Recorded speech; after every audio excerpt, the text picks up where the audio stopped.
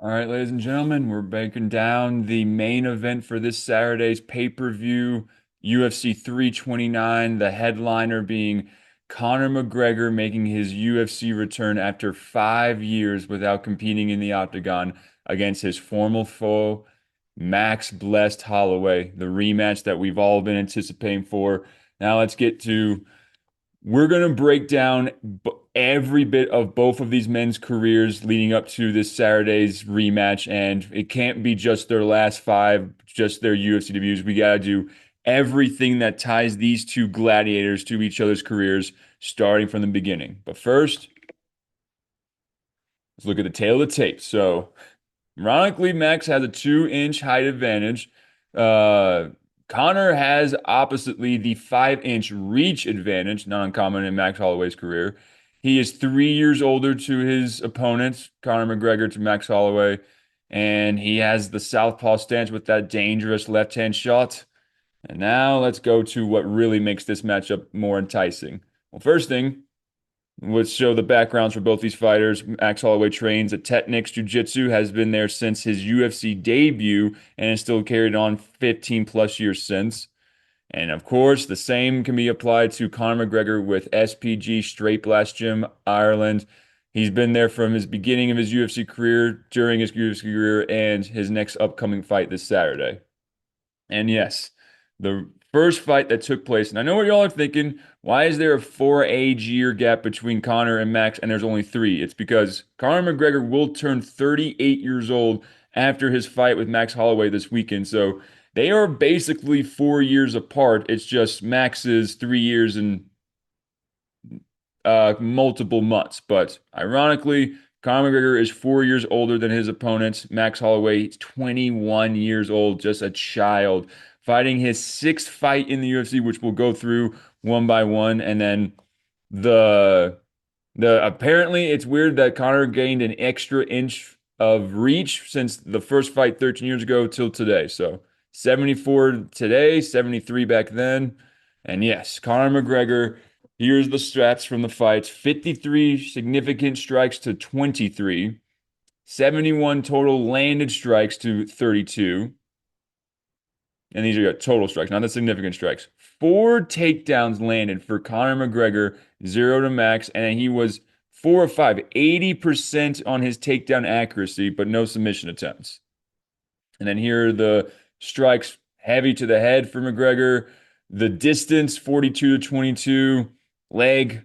Ironically, McGregor had more, but percentages of Max's strikes were more leg, so that's why his numbers look higher, but he landed less strikes than McGregor did. And yes, by 3 round unanimous decision, Conor McGregor would defeat Max Holloway the first time they'd fight. But during the fights, yes, this is true. Conor McGregor tore his ACL and still won the fight. So here's McGregor in the second round on top of Max Holloway in half guard position, and he's trying to pass the guard. And when he does, there's Max Holloway using his bottom hooks from his legs to wrap the knee from passing over to side control for McGregor. And in this exchange, this is what tore the ACL of McGregor, making him unable to compete for a long time. But we'll get to that first. We got to go through the UFC careers of Conor McGregor. He has fought from 2013 to 2021 14 times in the UFC. That is all his UFC career, ladies and gentlemen. And on the other side, Max Holloway has 32. Legitimately 2.5 times the UFC experience of his opponent, 23 wins, 9 losses. And then you look at 13 decisions, 12 knockouts. Nothing in his game would tell you he is a submission artist, but it's still part of his arsenal. Do not be underestimating that aspect. And now let's look at this one page right here is all of Conor McGregor's UFC fights. And yes, you see all of the majority of the red at the later, more recent fights that he's competed in. And we go to the opposite side to his opponent. It's pretty red too in his last couple fights. More red in the last 10 fight, the beginning of his last 10 fights, I should say. And then he needs an entire page to to map out his UFC career. 2 full pages of UFC fights, 32 fights combined, ladies and gentlemen. But let's go look at the rankings so that this applies to this fight specifically. Even though it will be contested at 170 pounds welterweight division, Max Holloway is currently meta rankings. This is the meta rankings, number four, and in the media rankings, number four lightweight, 155 pounds in the world today. Now, with that being said, let's look at Max Holloway's beginning of his career. So he had four mixed martial arts fights in his regional experience before he made the jump. He was fighting for X1, or he fighting for Island Pride X1 FC, where he got to defeat Bryson Kamaka with first round TKO in 3 minutes, 9 seconds. Good win for him, and became the X1 lightweight champion, not featherweight, lightweight champion, ladies and gentlemen. Then he would fight on the next card against Harris Sarmiento. Yep, and then he would fight for a 5 round split decision. One judge gave it to his opponent. The other two said Max Holloway is still your winner and still X1 lightweight champion. And then he would fight not in X1 this time, but for UIC War on the Valley. And his opponent would be Eddie Rincon, and he defeated him by unanimous decision, not split this time. Good, right? He got his hand raised by the referee in his regional promotion. And now let's look at the future doubles champ, Conor McGregor, and what he's doing in his regional stint. So this is his, like, he has an entire full page. Like, that's the opposite compared to his opponent, that his regional phase of his career was an entire page in itself. Because that was a huge argument behind Conor's rise in the UFC, that he was supposed to be in the UFC much before he got signed and that he was already good enough to be competing with the best in the world. And so at Cage Wars Fight Night 2, Conor McGregor would make his debut for Cage Wars against Joe Duffy. And Joe Duffy would give McGregor his second mixed martial arts loss and the last one that he would get before making his debut in the UFC, because he submitted him with a rear naked choke with 39 seconds in the first round. And this would be a sign of things to come. Let's get to that in a second. And now we go to his first win in Cage Warriors, Aaron Jenston, 2-1. And Conor McGregor gets the win that he desperately needed by just TKOing him in the corner of the cage. And then we go back to the UFC side. So we talked about Max Holloway's run in the regional scene, and then Dustin Poirier, the number 7 ranked featherweight in the world, is supposed to fight number 10 ranked Aaron Coach. And what happens? Aaron Coach is unable to compete because he is injured and pulls out of the fight. So then it becomes Dustin Poirier versus Ricardo Lamas. Another ironic substitution, but unfortunately, Lamas is hurt and he's not able to fight. So then the UFC needs to call somebody on the regional scene that will not pull out no matter what happens to him. And they called Max Blessed Holloway at the age of 20 years old, fighting Dustin Poirier at 23 years old, but this man making his UFC debut against the number 7 ranked featherweight in the world. And he lost to the number 7 ranked featherweight in the world by getting mounted triangle arm barred, just like a white belt rolling with a black belt. Like, what are you doing here, kid? But now let's go back to the Cage Warriors side, to Conor McGregor fighting at Cage Warriors 45, ladies and gentlemen, against Steve O'Keefe, the Spartan, and he knocked him out in the first round, minute and 33. Good win for McGregor. And he tried going for the takedown and just hammered him with shots to the ear. And then we go back to the UFC. Max Holloway now getting his second fight after losing to Dustin Poirier against Pat Schilling. 23 years old, again, young prospects fighting each other in the featherweight division. Thankfully, Max Holloway got his first UFC win. And now we go back on the other side of the world to Cage Warriors, to Dublin, Ireland, where it's supposed to be Mike Hayes and DJ Linderman in the main event. And then you see down there on the undercard, Conor McGregor going up against, I forget his name. Let me go here and double check who is this guy who he fought for the featherweight lightweight gentleman, Dave Hill. So he submitted Dave Hill with a rear naked choke in the second round to become the featherweight Cage Warriors champion. And then on the other side of the world, we go back to the UFC. Max Holloway now in his third fight, fighting 22-year-old. Again, this is the average age of his opponents. 22, 23. He's still only 20 years old. His third fight in the UFC already. And he fights Justin Lawrence, a season 15 Ultimate Fighter alum who was the number one overall pick by Dominic Cruz. Didn't win, lost in the quarterfinals to Mael Chiesa, the eventual season winner. And Max Holloway, just like his last fight in the UFC, gets another victory, two in a row for Max Holloway, TKOing Justin Lawrence in the corner of the cage, not intelligently defending himself. So now we go to this fight is so important for Max Holloway because it's Leonard Garcia, a WEC veteran legend and someone Max Holloway looked up to. And this is now jumping into the 30-year age difference between him and his opponents, where all of them were in the young 20s, just like himself. Now he's fighting somebody who's 12 years older than him, so much more experience. He has a one, okay, it goes back and forth. Is it 70 or it's 69? Whatever. But for Leonard Garcia, that should be what it'd be both. Whatever. And unfortunately for Garcia, the young rising contender and Max Holloway now has 3 wins in a row, getting this unanimous decision victory over Garcia, Max Holloway. Now back to Cage Warriors. I don't know if this was the right one, but continuing on.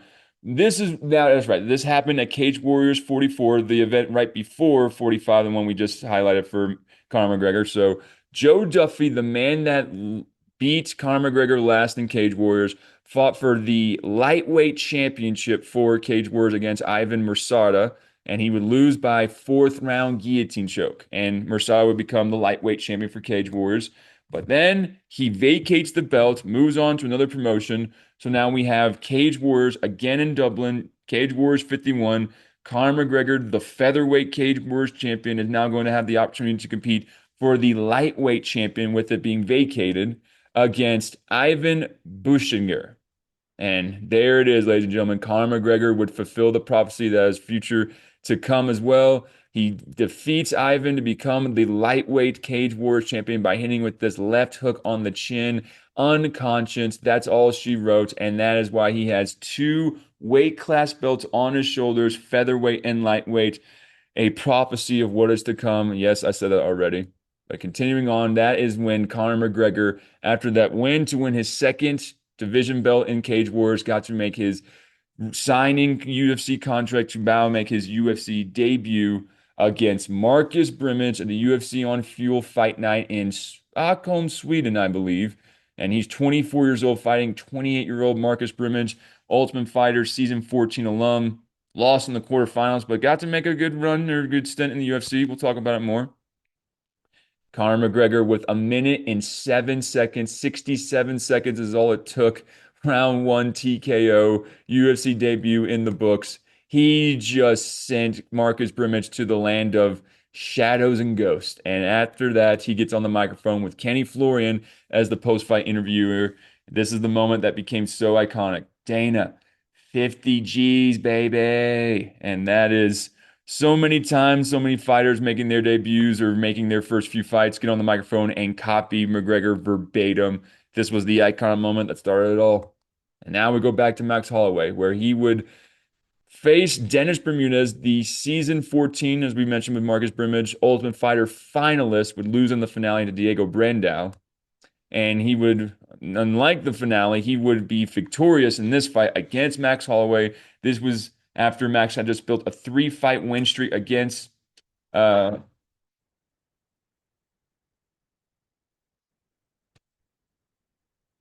I'll edit that. Against Justin Lawrence, Leonard Garcia, Matt Chomp, and now trying to go up in level of competition against Dennis Bermudez, who was one of the ranked featherweights in the world at the time. Loses by unanimous decision, and then we go to the fight that we've all been waiting for. Well, this was what was supposed to happen. Here's the backstory of the fight I'm talking about.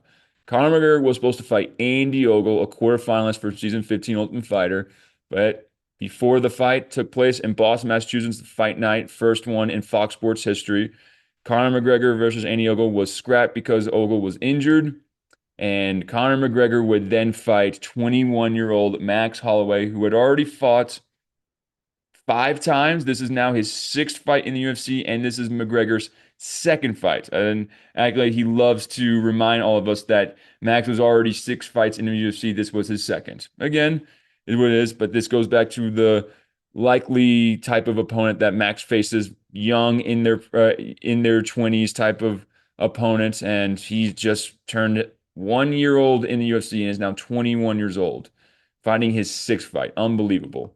And as we know, McGregor would win this fight unanimous decision with a torn ACL, getting his knee ripped apart trying to pass the guard.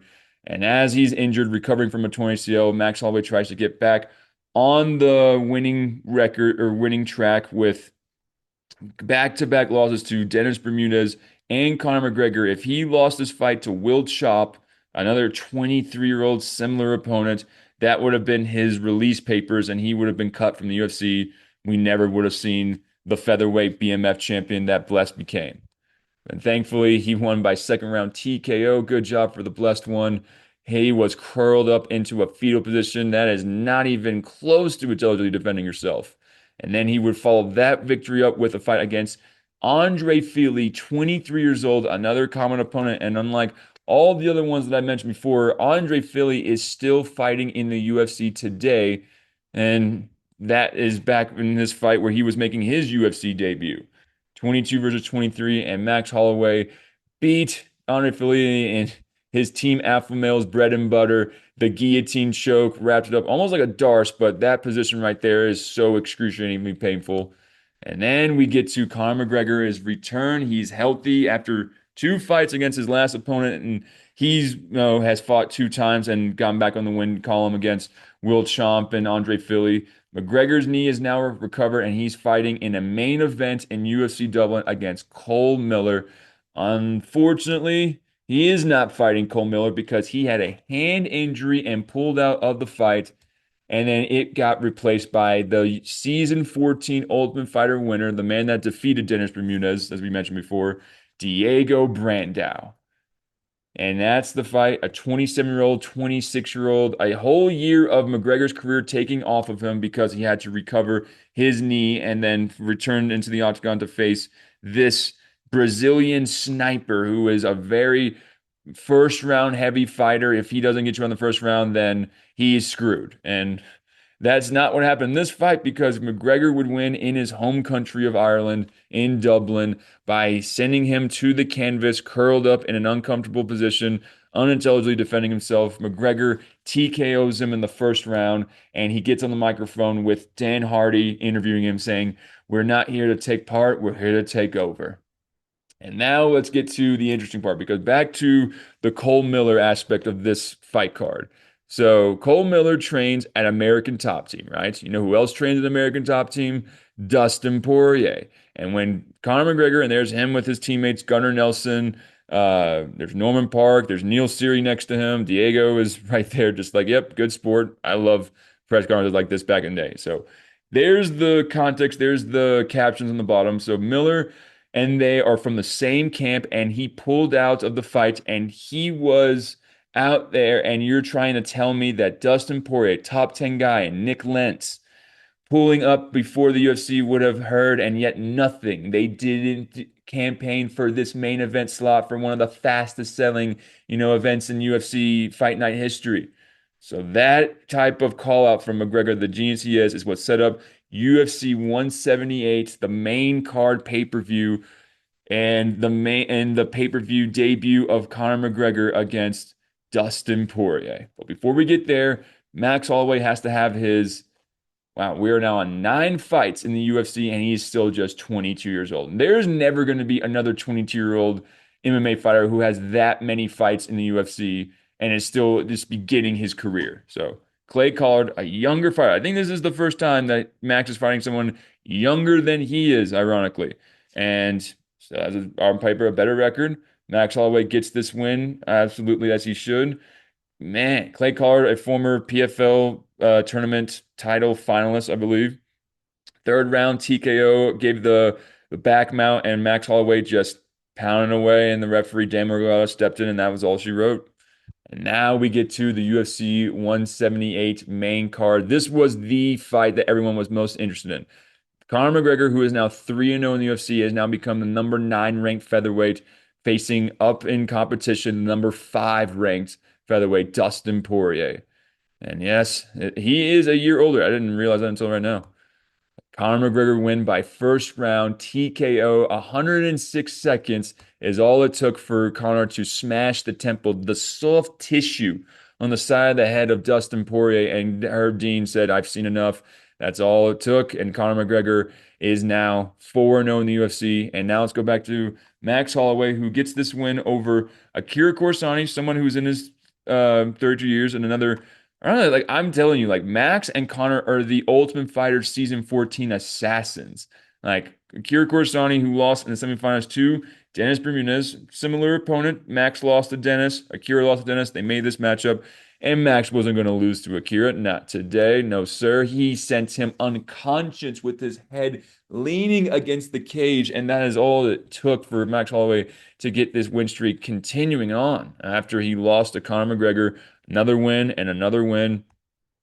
And now Conor McGregor, after his biggest win of his career against Dustin Poirier, instead of going up in competition level, he went backwards for this fight. In the main event of UFC Fight Night Boston, he became the number 5 ranked featherweight in the world, and he would then take on the number 10 ranked dangerous Dennis Seaver, who has that spinning backache to the body that we all are aware of, but he did not display that whatsoever. He got mounted, he got ground and pounded, and Conor McGregor finished the fight in the second round. And after he finished this fight, he jumps the cage of the octagon, runs into the crowd, and there you see in the right side of the green Jose Aldo, the featherweight king of the world, number 2 pound for pound fighter, with next to him his wife. And there's Conor screaming in his face, making this fight so much anticipated that we need somebody to antagonize this silent assassin in Jose Aldo. And McGregor became the perfect candidate. The UFC featherweight champion finally met his Joker. It is Brazil versus Ireland. This poster for UFC 189 International Fight Week, July 11th. This took place 11 years ago, 2015, when McGregor would make his first pay-per-view headline, ladies and gentlemen. We'll get to that for a second. Let's go back one step before to Max Holloway. After he beat Akira Corsani and continued his win streak, he became finally a top 15 ranked featherweight contender at the age of 23. Huge accomplishment, and he's taking on Cole Miller of all people. And yes, the same Cole Miller that had the hand injury and pulled out of the main event fight night matchup against Conor McGregor. Very smart on Max Holloway. He lost to Conor. Cole basically pulled out, so that's almost just as bad as losing and losing the opportunity of making money for losing as well as not being able to fight. So Max Holloway, Conor, and Cole Miller share that aspect. And man, the brown belt in jiu-jitsu around uh, Cole's neck in this loss does not look good, but Max Holloway continues his win streak against American top teams. Cole Miller continuing on his winning ways. And then we go to, he now goes from number 13 to number 9, and now he's taking on the number 5 ranked Cub Swanson in a fight night. I believe it was the main card. I forget who was the main event of it, though. Max Holloway would win by third round guillotine choke. Same way he submitted Andre Philly. He gets Cub Swanson, the number 5 ranked featherweight in the world, third round with a minute and 3 left. Fight was almost over, and Max said, I ain't letting this go to the judges' scorecards. And now we get to the pay-per-view, which the co-main event is Robbie Lawler, Rory McDonald, and then the main event, as we all know, Jose Aldo versus Conor McGregor. But we didn't get this fight, this event, ladies and gentlemen. Dana White and Conor McGregor went breaking news on Fox Sports, the number one or the partnered television sports uh,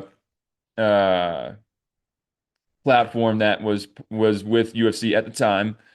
Conor McGregor and Dana White get on the show to basically reveal Joe Dilla has pulled out of UFC 189 title fight because of a rib injury and was replaced by Chad Money Mendez.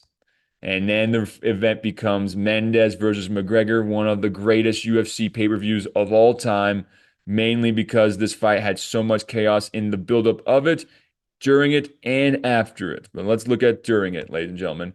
Conor McGregor, number 3 contender in the world, taking on the still number 1 ranked featherweight contender, Chad Mendez, 4 years as elder, 3 inches in height, 8 inches in reach. That is a heck of an advantage. And Conor McGregor used that to his advantage to become the interim UFC featherweight champion by hitting Chad Mendes with this left punch on the chin at the end of the second round, crumbling him to his knees, covering up the back of his head. Conor gets waved off by the ref, stands up, and is now your UFC interim featherweight champion. And man, does it set up the super fight that was already a huge fight before it was canceled. But now that McGregor beat Chad Mendes, knocked him out, and Aldo is still the undisputed champion. But now that there's an interim champion, this fight became so much bigger than it already was. Before we get there, Max Holloway is now going to fight in his first fight night main event following, the same trajectory in the career path as the man he lost to in his last lost in the UFC, Conor McGregor. He would fight Charles Oliveira, the same Charles Oliveira that became the UFC BMF champion and lightweight champion, but now he's fighting at featherweight as the number 7 ranked contender against Matt Holloway, who took the number 5 ranking from Cub Swanson when he guillotine choked him. And yep, 7 versus 5, 23 versus 25. They were kids when they fought just like this. And we'll get to why I'm mentioning why they're kids. And we're at 5 inches reach advantage for Charles Oliveira, same height. And now we go to the fight where Max Holloway continues his win streak, beating Charles Oliveira with a neck injury that forced him unable to continue. Herb Dean waited off. Max doesn't know what's going on, wins a win, and Max takes that victory to compete against Jeremy Stephens. It's technically lower in competition that you just beat the number 7 guy, but Jeremy Stephens is a tough opponent against anybody in the featherweight division. And as he told Conor McGregor, I'm the hardest hitting 45er. This guy TKOs people when I knock people out. They don't effing move. And Conor responded to him telling, who the F is this guy?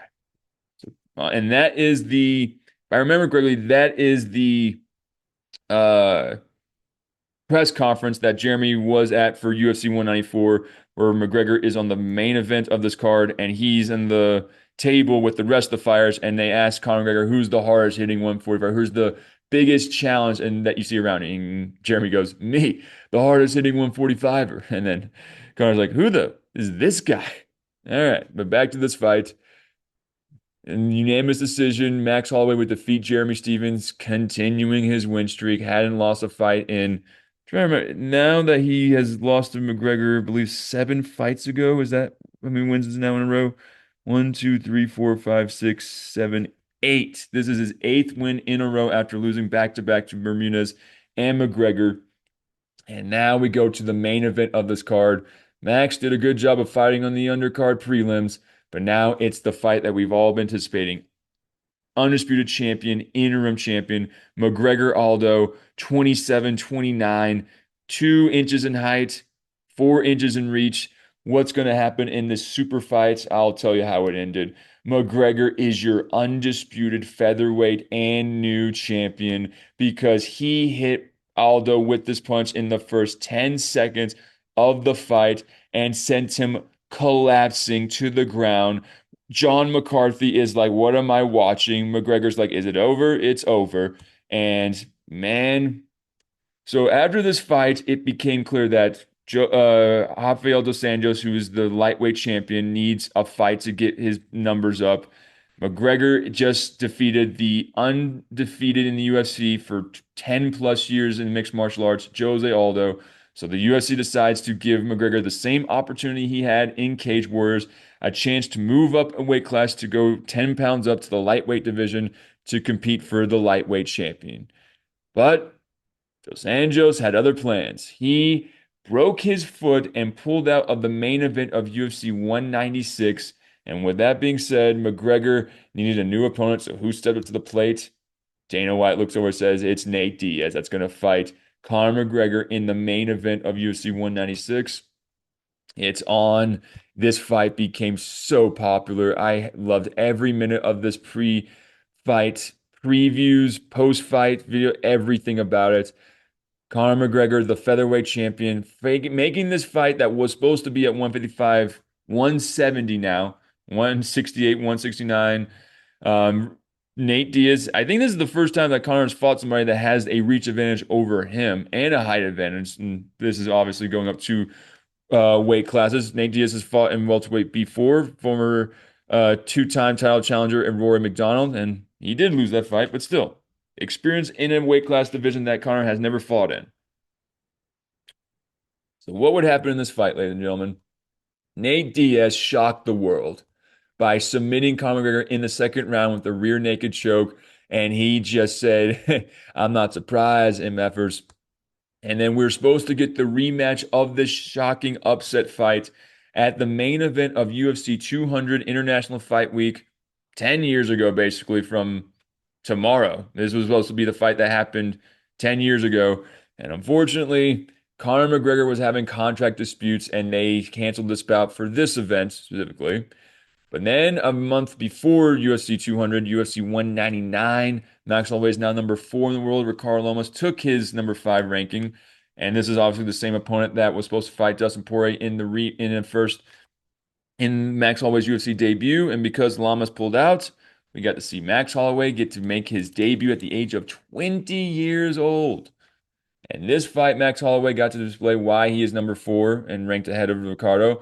But before the fight ended in the last 10 seconds of the third round, Max Holloway gave us a preview of what would make him an iconic gladiator in the octagon, pointed down at the center of the mat, said, "Let's just swing." And they were swinging like crazy, man. No calculation, no precision whatsoever. It was awesome. John McCarthy's right there. It's like, what am I watching? History, John, history. So speaking of history, we would actually get the rematch between Diaz and McGregor at UFC 202, 2 months later from, or a month and a half from UFC 200.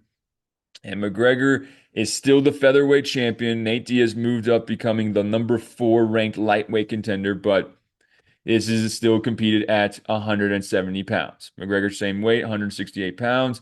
Still 2 inches reach disadvantage, still height disadvantage. What happened in this fight was the opposite. McGregor was back and a 5 round majority decision. One judge gave it a draw, two judges gave it to 49-47. Your winner by majority decision, Conor McGregor. And he tells Joe Rogan, "Surprise, surprise, the king is back." And so a couple months before this fight, in the International Fight Week UFC 200 weekend, Rafael dos Anjos, the lightweight champion that was supposed to fight Conor McGregor, defends his belt against Eddie Alvarez, a number two likely deserving contender. And Eddie Alvarez would become the lightweight champion by defeating Dos Anjos in the first round with a standing TKO, just not defending himself, getting hit with barrages of punches. And so we would get the UFC debut in Madison Square Garden in New York City after they finally legalized mixed martial arts competitions. So long that was a controversy that it would be the main event, the first show ever in MSG for UFC. Eddie Alvarez versus Conor McGregor, lightweight champion versus featherweight champion for the lightweight championship. There it is, the main event, champion versus champion, 32-28. Same height, same weight, 5 inches of reach for McGregor, and man, did he use every bit of it. He wins this fight. John McCarthy raises his hand. He gets the belt wrapped around his waist. He hits. This was the finishing sequence, but he hit him with this first punch, second punch, third punch, fourth punch, and he was just crumbling down. And that is how McGregor became the UFC lightweight featherweight champion, the first man ever to win simultaneously two UFC weight class belts. And he won them within a year of each other apart, despite so much chaos with the Dos Anjos cancellation, the Diaz fights. He comes back after losing to Nate Diaz, beats him in the rematch, and then claims the UFC lightweight belt. So what's next in store for McGregor after this? This was back in the press conference that I told you about between McGregor and Jeremy Stevens and all the fires on UFC 194 card. Here asking what excites him after this. And this was the moment that Jeremy Stevens interrupts him saying, "I'm the hardest hitting 145er." So when he gets back to the question, he goes, "I don't know. I don't really see anybody out here. I might go to see what Floyd Mayweather's doing and what he's at again." So this is him mentioning Floyd Mayweather's name on the microphone. And after he beat Eddie Alvarez, became a two-division UFC champion, the biggest star in the company's history. The talks for Showtime presents The Money Fight, Mayweather versus McGregor. McGregor Promotions, UFC, they all became partners with Showtime Boxing, and this fight started getting traction and it became reality. It wasn't a fantasy, ladies and gentlemen. This fight actually took place. But before it took place, let's go to UFC 206, where Max Holloway is supposed to fight in the co-main event against Anthony Pettis in a featherweight bout. Just a regular featherweight bout, just like it says on the screen there. And the main event was supposed to be Daniel Cormier versus Anthony Rumble Johnson 2 after he just knocked out Glover Teixeira in like 7 seconds, ironically on the same card as McGregor and Diaz 2. But unfortunately for Anthony Rumble Johnson, he didn't get his crack at DC on this event for the second time because Daniel Cormier had a groin injury, had to pull out of the title fight. So they rescheduled it later the next year at UFC 214. And so the main event became Holloway versus Pettis for the interim featherweight championship. It's like, okay, that's an interesting label to throw on this main event fight, but no disputes. Max Holloway became the number two ranked featherweight in the world. Anthony Pettis, the former lightweight champion, is now the number five ranked featherweight since coming up down to his new weight class. And so Max Holloway became the new interim featherweight champion by defeating Anthony Pettis, getting the belt wrapped around him with the flag behind his back.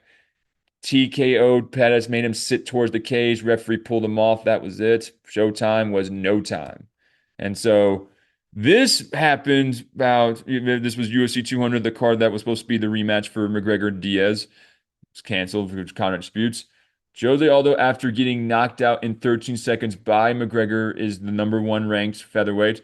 Frankie Edgar, who has now built a five-fight win streak, is number two ranked featherweight, and they already fought each other before this UFC 200 interim featherweight championship title fight. And Jose Aldo defeated Frankie Edgar with 5 round unanimous decision to reclaim the belt that he lost just 6 months ago, but it's not the undisputed. He's the interim champion now, and the undisputed champion is McGregor. But because of the fight became a reality. The fight of a lifetime, McGregor versus Mayweather, was about to become a reality. The way they moved the featherweight title around was kind of complicated, but it makes sense. Aldo became the undisputed champion. Max Holloway is now the interim champion, and McGregor is no longer the featherweight champion at all.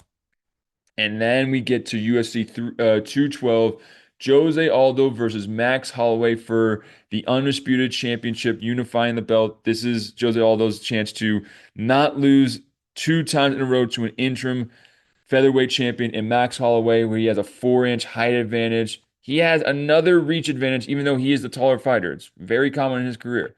And Jose Aldo is 5 years older than him, but it didn't matter. Max Holloway is now your new undisputed UFC featherweight champion. He went into Brazil and beat the King of Rio in his home territory by back mounting him, TKOing him. John McCarthy's seen enough at the third round, less than a minute left to go in the round. Max Holloway defeats Jose Aldo. And then we get to later in this calendar year, the fight that we've all been anticipating, Mayweather McGregor. We thought it would be fun, but no, it's Conor McGregor, a mixed martial artist, going up against the greatest boxer of all time. And in the 10th round, at about the 2 minute mark, Floyd is teeing off from McGregor. The referee now pulls Mayweather off him. The fight is over. And Floyd Mayweather goes from 49-0 to getting his 50th professional boxing victory, 50-0, TKO round 10. And then after the fight, the post-fight press conference was the biggest disgrace of combat sports I've ever seen in my life. These guys pulled a fast one over us. It was the highest of the century to make us believe that they hated each other and they were just business partners in an arrangement that we all didn't know until it was already too late to get our monies back. So now let's get to UFC 218, where Max Holloway is now the featherweight champion after beating Jose Aldo. He's defending the belt for the first time against Frankie Edgar, even though Edgar lost twice to Aldo for the featherweight title. He's going to say it's a different opponent. I think I can solve the Holloway problem. And we were going to see that potential be displayed at UFC 218. But unfortunately, Frankie Edgar got injured and he pulled out of the fight, but Holloway still needed to defend his belt. So who did they call? Jose Aldo, the former featherweight champion and interim featherweight champion, getting a crack at Max Holloway after losing to him just 6 months ago. And it would be this time Max Holloway's champion. No belt on Jose Aldo's shoulders. He just has the number one ranking under his or next to his name. And Holloway rinse and repeat 2 times in a row. TKOs Jose Aldo for the undisputed featherweight championship. This time it was in the second round. Herb Dean was the referee. Stepped over Jose Aldo to save his life from Max Holloway taking more of his years away. And then we get to UFC 222. Max Holloway versus Frankie Edgar. Let's see what's out. That's getting close. And we're gonna try and get this fight rebooked since it was canceled 3 months ago, like December to March. We're gonna see if we can do this again. Fortunately, it's not Frankie's fault this time. It's Holloway. He has a leg injury, can't compete in this event, and pulls out. And it becomes Frankie Edgar number two versus number three, Brian T. City Ortega, undefeated. And unfortunately for Frank Edgar, who was supposed to fight for the title against Max Holloway 3 months ago, he ain't going to fight him anytime soon because Brian Ortega would be your victor in this late notice fight because he hit Frankie with this uppercut from hell and knocked him out in the first round, securing his title shot, being the number one undefeated contender in the featherweight division. Yep, and then there's Frankie out cold like a light. Jason Herzog has got to run over there.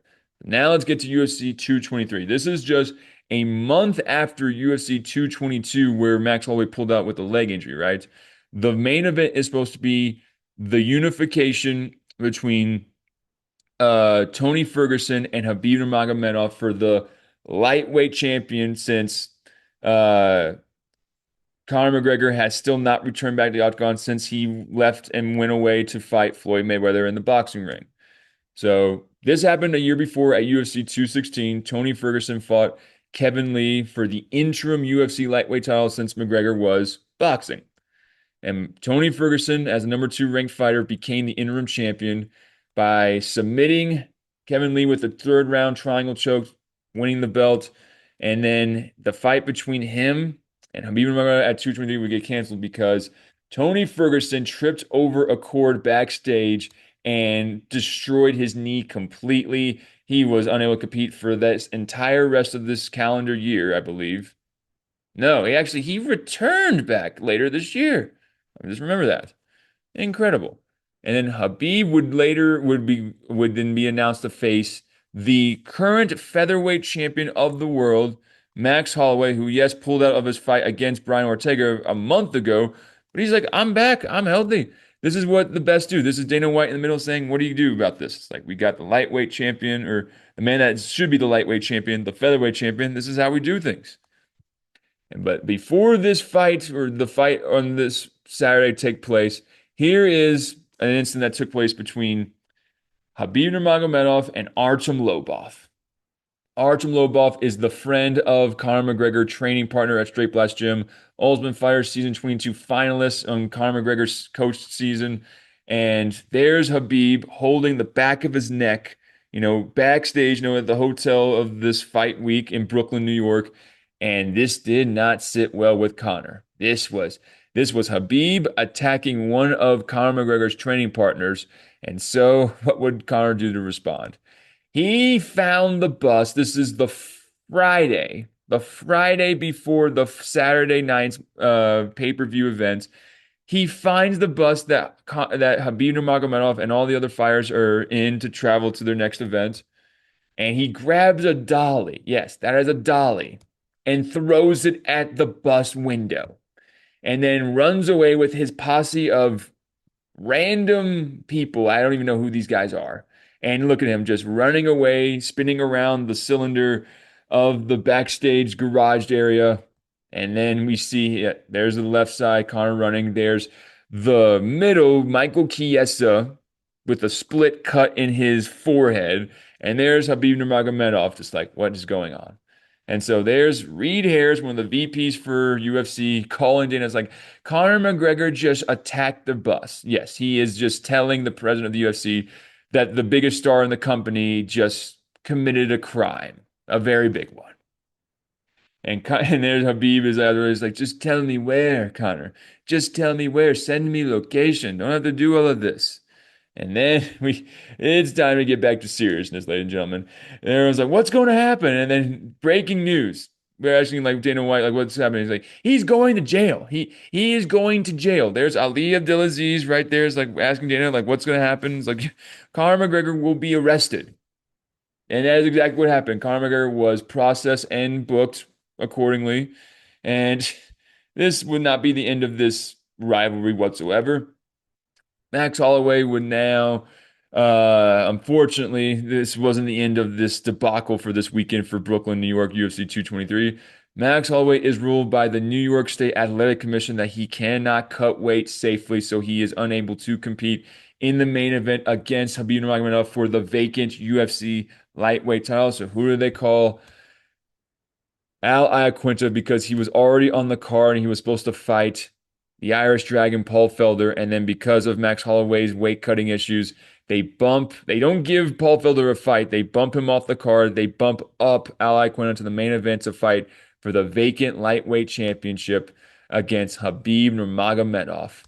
And Khabib would win the belt, 5 round unanimous decision.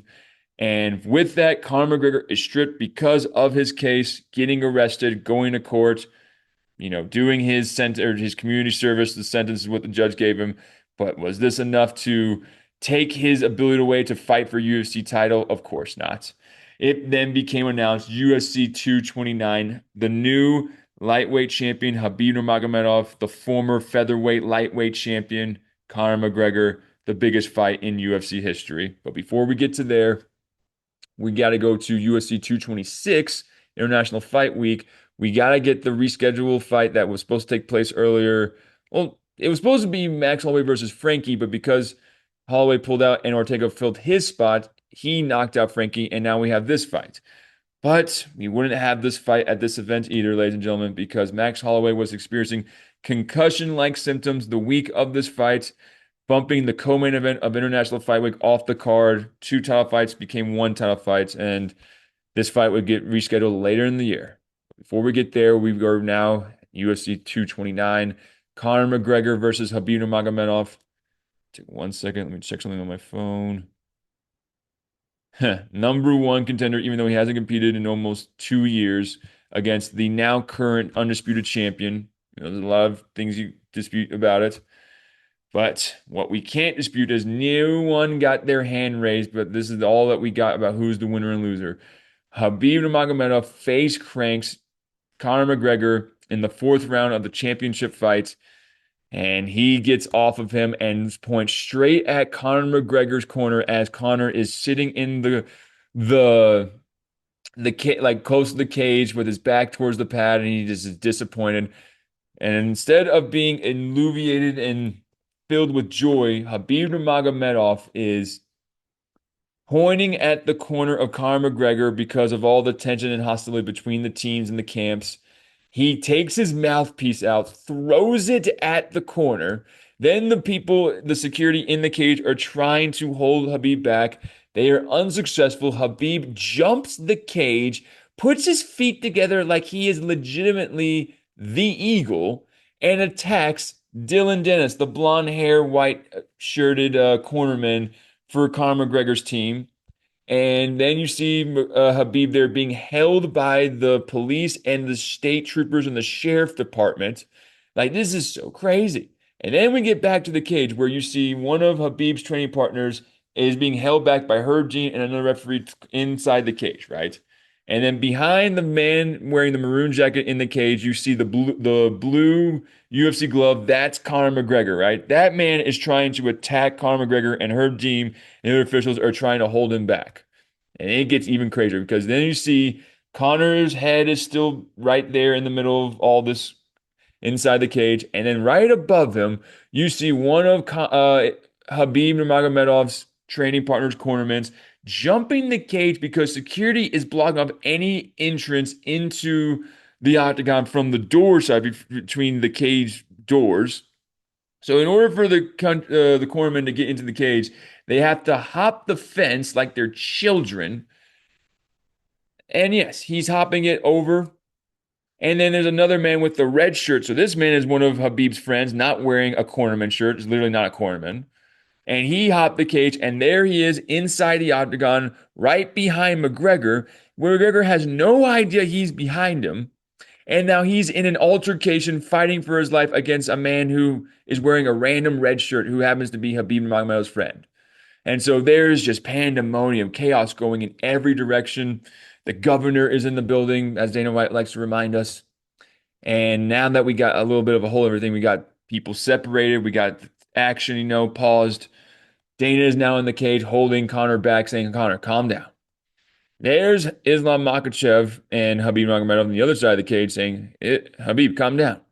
DC comes in the cage. Look at Habib's eyes. Like, don't tell me to calm down. And that's literally all what DC is trying to tell Habib is, Habib, calm down. And though Dana White tells his champion, that's look, I cannot put the belt around you. If I put the belt around you here, they're gonna start throwing stuff in the octagon. Habib's like, I don't care, but Dana does. So they did not raise anyone's hand in the octagon. He was told to leave the cage. There's DC, there's Islam, there's his team falling behind him. Now he's out of the cage. There's his manager, Ali Abdelaziz. There's his coach, Javier Mendez. They're getting him backstage, trying to get him outside of or out of this public area of the arena, and there is a what's the word? A escort, a entire like walking like force of Metro Police leading Habib Nurmagomedov backstage so that no one attacks him. That's facts. And then it became announced that Conor McGregor and Habib Nurmagomedov would both be suspended by the Nevada State Athletic Commission, suspending Habib's title so that he is no longer the undisputed champion. And so Max Holloway would fight Brian Ortega in the main event of the UFC 231, and it would be for the featherweight championship belt. Now that Max has had so many pull-out fights, he was supposed to fight Brian Ortega earlier this year, supposed to fight Frankie Edgar earlier this year. Third time the charm. Let's see if he can fight the one time in the year of 2017, 28, yeah, 18, sorry. He did, in fact, and he retained his lightweight or featherweight championship, sorry, by TKOing Brian Ortega in the end of the fourth round before the fifth round could start. He stayed on the stool. He didn't want any more, and Max Holloway is still your featherweight champion. And then we get to the stop that I mentioned before with the interim title between uh, with Habib Nurmagomedov getting suspended, and now there needing to be an interim championship. It was rumored that it was going to be Max Holloway versus Tony Ferguson, but Tony Ferguson tried to negotiate a deal or a price that was out of his range, and the UFC, instead of giving the opportunity to Tony, since he was the featherweight champ or the interim champion when he beat Kevin Lee, and he was supposed to fight Habib earlier a year ago, and he couldn't because he tore his knee, and then literally returned back and fought on the co-main event of UFC 229 against Anthony Pettis. So now it is a crazy turn of events that he is supposed to fight Max Holloway for the interim championship, but he out negotiated his price and they gave it to Dustin Poirier. Yes, ladies and gentlemen, the man that gave Max Holloway his first MMA, UFC, you name it, loss in his career when he made his UFC debut. And now it is, wow. So this is 2018, 2011, 7 years later that Max Holloway and Dustin Poirier, no, 2019. This fight happens now in 2019. 8 years later, Max Holloway and Dustin Poirier would rematch. 27, he was 20. So yeah, I guess 7.5 years, almost 8 years. Dustin's 30 years old. These guys are now fighting for the interim lightweight champion. And if Max Holloway wins, he would follow in Conor McGregor's footsteps as being both a simultaneous featherweight, lightweight champion, man. History is in the making for this fight, but unfortunately, not in Max Holloway's favor. Dustin Poirier beat Max Holloway by 5 round, unanimous decision. This fight was an absolute drag him out war. And unfortunately, Max Holloway did not get the second belt wrapped around his waist. Dustin Poirier is your interim lightweight champion, but Max Holloway is still your undisputed featherweight champion. And look, we've been trying to get this fight twice, third time is the charm. UFC 240 main event, Max Holloway versus Frankie Edgar for the undisputed featherweight championship. And yes, ladies and gentlemen, he has a 5-inch height advantage, and ironically, he has only a 1-inch reach advantage. But Frankie Edgar, the number 4 ranked featherweight in the world, tried to get his last crack at being UFC champion, but it wasn't meant to be. Max Holloway retained the belt again. Another attention over Jose Aldo, Frankie Edgar, and Brian Ortega back to back to back, even though he lost to Dustin Poirier. This man is becoming a featherweight icon.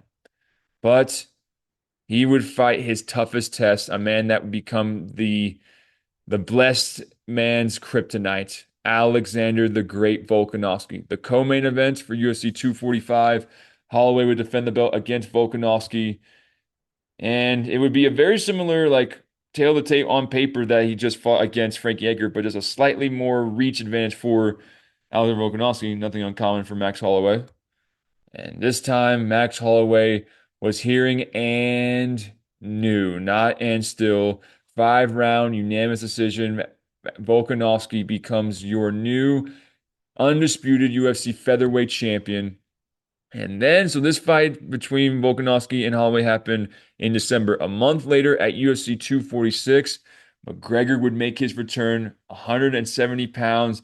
Donald Cowboy Cerrone, one of the fighters that was on the stage that McGregor was asked about his toughest test, and they asked him about if he wanted to go up and fight lightweights, and Conor called him the stuck in the mud division. Cowboy said, "Hey, Lucky Charms, you better watch yourself. You're gonna get knocked out, and we'll see about that," is what McGregor's response was. And we did see about that.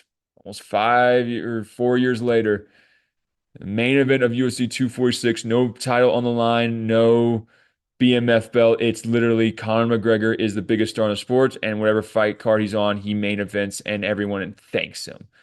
But this bout, 170 pounds, Cerrone, a former welterweight, ranked fighter himself before fighting Conor McGregor in this matchup. And this would be his third welterweight fight after fighting Nate Diaz, with another common opponent of Donald Cowboy Cerrone. But man, this would be nothing like either of the Diaz fights because it was over so quickly. It was literally done in the first 38 seconds. Hit him with the shoulder clavicle check, hit him with the head kick, TKO'd him, and that's all it took. And we thought we're going to get a season of UFC fights from Conor McGregor in the year 2020. But March 2020 hit, the pandemic came, and the world shut down.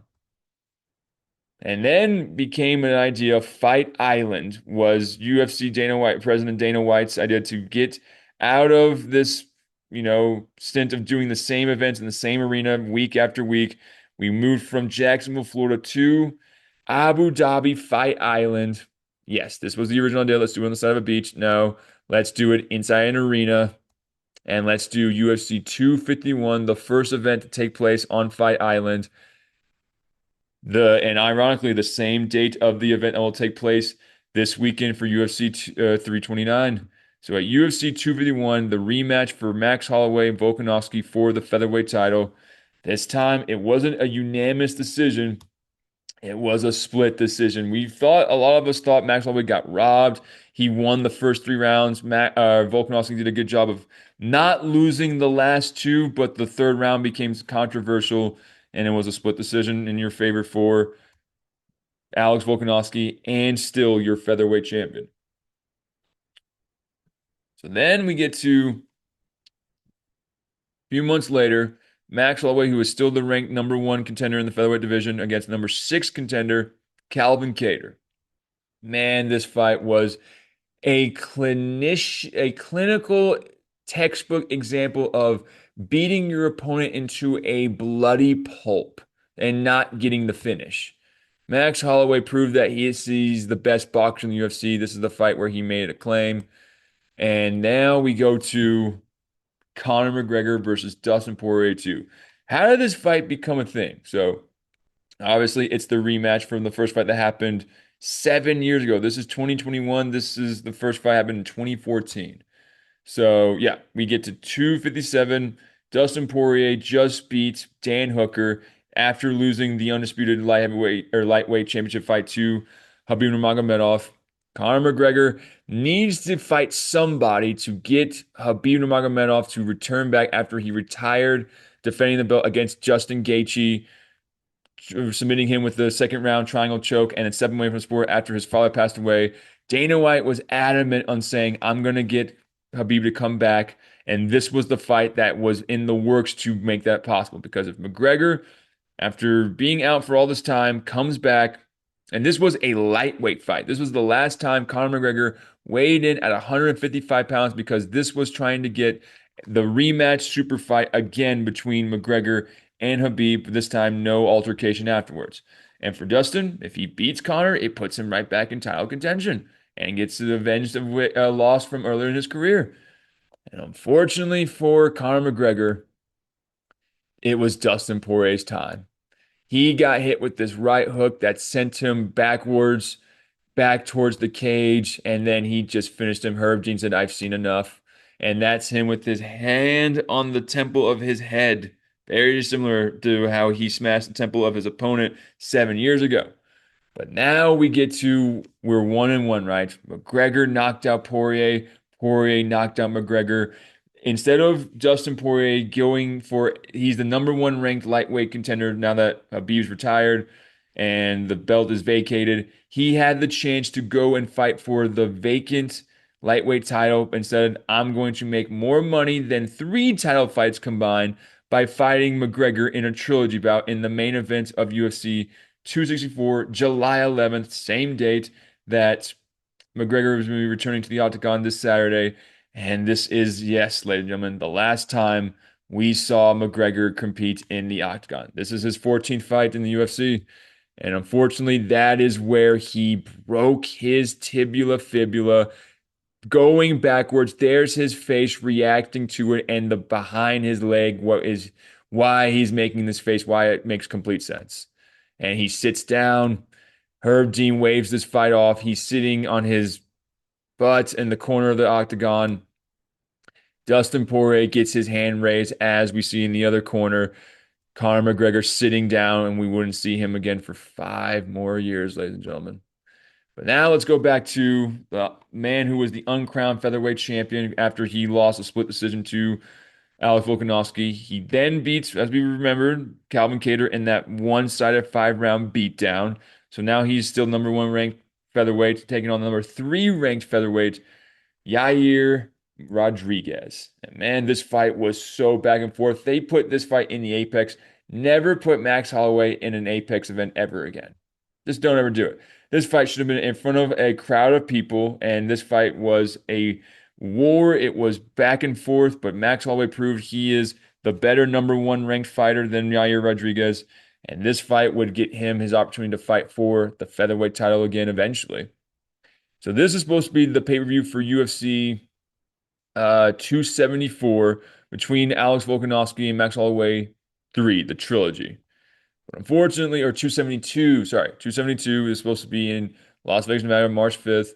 Holloway is injured and pulls out of the fight, so they take this title fight off the card completely, and it's main evented by Colby Covington and Jorge Masvidal. Yes, I had said that out loud. So then we get to UFC 276, where it's supposed to be Volkanovski versus Holloway 3.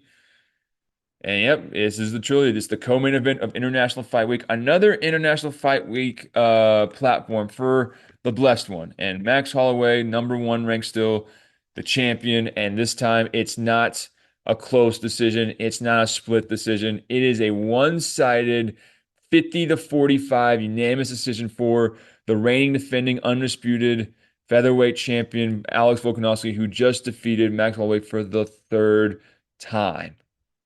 And then we get to something that's got to get Max Holloway back on the winning track, a fight against rising featherweight contender Arnold Almighty Allen, who was number 4. Max became number 2 because I believe at this time Yair Rodriguez became the interim champion. So when you're the IC, you're the number 1 without that number next to you, and then everyone after you starts two, three, four, five, exactly. 19-1, Max Holloway taking on a one of the hottest rising prospect contenders he's fought in his entire career. And again, he's normally fighting fighters that are young, that are older than him. This is another example of no, he's 29, fighting him. Max Holloway was 31 years old. 5 round unanimous decision victory. Max Holloway defeated Arnold Almighty Allen, getting that taste of that loss out of his mouth that he just suffered in his last fight. And now we go on to Max Holloway versus the Korean Zombie. This fight was insane, ladies and gentlemen. This fight took place in, I want to say this wasn't in Korea, I believe this in Singapore. Yeah, this fight took place Fight Night Singapore, and Max Holloway came back number one. Now that uh, there was no more interim champion at the time, the Korean Zombie is number eight, but this is the end of his run. He loses his retirement fight to Max Holloway in Singapore, and it was one of those back and forth, great fight, ending climactic knockouts that sent. Yep, there's the overhand punch that swings through as Chan Sung Young is trying to swing through on Max Holloway. He goes, he misses everything and lands face first and is unconscious, and Max Holloway is your victor. And that would be the setup to the fight that we saw 2 years ago that made it turned Max Holloway into an icon, into a living legend. This man is fighting for the BMF championship against Justin Gaethje, who just head kick knocked out Dustin Poirier, avenging a loss he earlier had in his career. And now we get Gaethje Holloway BMF. Should have been it's the third fight on the main card of the UFC 300 pay-per-view. But here we are. 35, 32, 5'11, same reach, same height. This is so even fight. But Max Holloway schooled Justin Gaethje for 24 minutes and 59 seconds that this fight took place. Not 25 minutes, because at the last second, with 2 seconds that's on the clock right there behind Justin Gaethje as he's getting clipped with this overhand right punch that sends him face first to the canvas. I would say forehead first, but yes, it is technically his face. And there's the rest of his face. That is unbelievable. With 0 left on the clock, unconscious, knocked out with 2 seconds left. That won Max Holloway $600,000 because there were $300,000 bonuses for fight night and performance nights. And Dana White gave him both bonuses, gave another 300 to Justin, and gave Max Holloway 600K, ladies and gentlemen, and gave him the BMF belt around his waist. Mark Coleman, the original godfather of ground and pound, the pioneer of mixed martial arts, is the man to wrap the belt around Max Blessed Holloway. And so this was what is interesting. So this was supposed to be Conor McGregor versus Michael Chandler. They were the coaches for season 31 of The Ultimate Fighter. And yeah, it got pretty intense during their season. There's McGregor pushing Chandler's face away. We're supposed to get Michael Chandler versus Conor McGregor. This was announced after UFC 300 in the post-fight interview with Dana White. He goes UFC 302, Islam versus Poirier, UFC 303, McGregor Chandler. And this is supposed to be the last time we've seen McGregor compete until 5 years since his last appearance 5 years ago. Yep, this was supposed to be it, reigniting this rivalry. But unfortunately, Conor McGregor broke his toe. Shades of what happened in his fight 7 years ago against or 8 years ago against Rafael dos Anjos, and where he broke his foot, pulled out of the fight. McGregor called him out, saying how much of a P word he is. And this time, McGregor is on the opposite end. And he pulled out of the fight, and Michael Chandler does not remain on the card, and they make a new main event. And so we later that year in 2024, Max Holloway, who was a former featherweight champion, just beat the number 2 ranked or 3 ranked lightweight in the world. The world is his oyster. He's the BMF champion, but he wants to go back down to 45 and take on Ilia Topuria, who just knocked out Alex Volkanovski. The man that beat Max Holloway 3 times is no longer featherweight champion, Ilia Topuria. So Max Holloway says, I'm going back down the featherweight. I'm going to win featherweight title, and I'm going to come back up to the lightweight and be the thing that Conor McGregor did before me that I've been trying to do my entire career, be the featherweight and lightweight champion. But not this time. Nope. It was Ilia Topuria's victory, continuing his undefeated record, his reign over the featherweight division, knocking out Maxwell with this left hook, sent him down the canvas, and his eyes don't know where he is. Mark Gardner had to step in, and the BMF champion is now it was still the BMF champion, even though he lost to Ilia Topuria. His belt was not on the line; it was Ilia's belt. So now we get to the trilogy, the fight that we knew was going to happen one way or another. Max Holloway versus Dustin Poirier 3 for the BMF belt on the line. If Dustin Poirier wins, he retires as the BMF champion. If he loses, Max Holloway is the first man to retain the BMF belt in a champion's attempt to successfully retain it, or defend it, I should say. And 33, 36, man, these men have been involved in each other's careers for so many years. 5'11, 5'9, 72 inches in reach. It's like it got long. I'm pretty sure it was 71 the first time they fought. And now he's number six, and Max is number five, lightweight contenders. And this went 5 round decision, just like the rematch did. But this time it went in Max Holloway's favor. He gets the belt wrapped around him by Little Wayne, that was supposed to wrap the belt around his Louisiana brother and Dustin Poirier, but didn't go according to plan. And now we get to the second attempt for Max Holloway to defend the BMF belt against Charles Oliveira, the man that he fought earlier in his career in the main event, right? In his first main event where he was number five ranked featherweight and Charles number seven. Now he is the BMF champion, and Charles is the number three ranked lightweight. They didn't put that next to his name there, weirdly. And Charles defeats Max Holloway 5 round unanimous decision 50-45, 50-44. It could be either or. But man, this was a textbook clinical takedown, repeat, display for Charles do Bronx Oliveira, who is now your BMF champion. But now the king is back, ladies and gentlemen.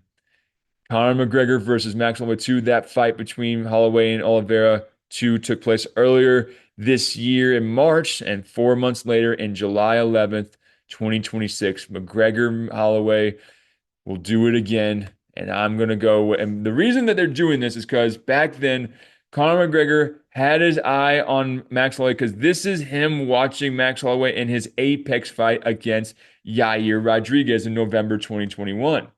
And yep, again, this is the fight he had with them. And this is the face-to-face or Zoom-to-Zoom interview that mediated by Joe Rogan. He told him, "You're not going to lay a glove on me, Max. I shunned you the last time, and I'm going to do it even more spectacular fashion." So here we go. UFC 329, the main event. Who am I going with? Conor McGregor beat Max Holloway the first time, but now we're doing it the second time. Who am I going with? I'm going with the same man that won the first fight, ladies and gentlemen. I'm going with Conor McGregor. The fight stats, I know it's 13 years ago. I just think the thing that I'm most proud is that he fought Charles Oliveira where he got taken down 5 times in his last fight, right? I think Conor McGregor is going to take down Max Holloway again and mix up the martial arts. I know that's a wild thought to put out there, but it's MMA. It's not bare knuckle fighting. It's not kickboxing. Conor McGregor is going to use the same result that we saw in the Oliveira fight a few months ago, and we're going to see. I know it's like we've seen the record of McGregor. He hasn't fought in 5 years. He's only won one fight in his last five. He only has one win in the last 6 years. All the stuff that you can keep saying, but Max Holloway is also coming off of 2 of 3 losses, and his chin got cracked in the fight against Ilia Topuria, and we also saw what's happened to Ilia last month. It's not looking good. I think Conor McGregor is going to get this fight done. I'm going to call 3rd round TKO. Your winner and back in the UFC, the notorious one, Conor McGregor.